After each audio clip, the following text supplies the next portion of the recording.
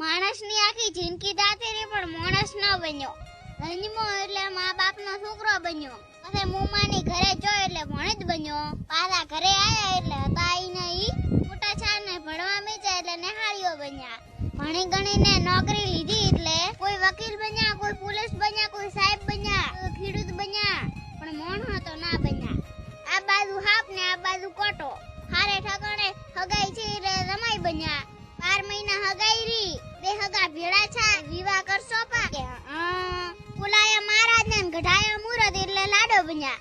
બેણાઈન ઘરે લાયા ને 2-3 છોકરા છે એટલે બાપો બન્યા. વરે છોકરા મોટા છે, હારે ઠકાણે હગાઈ કરી તો વેવાઈ છા. વરે છોકરો બેણાઈન ઘરે લાયો, ઘરમાં વહુ આવી તો હારો બન્યા. વરે છોકરાના છોકરા મોટા છે એટલે દાદો બન્યા. એક દાડા બેઠા હતા ને દાબીને થયો હા તો ટેડ જઈ જાતા રહ્યા. તો ચીડે દાદા ભૂપાને બોલાયો તો કે તમારો બાપ તમને નડે છે. લાયો કંડિયો ને બેહારે આળિયામ તો ગુગળ બન્યા. છેવટે મારી સાવણ મોણો તો ના બન્યા.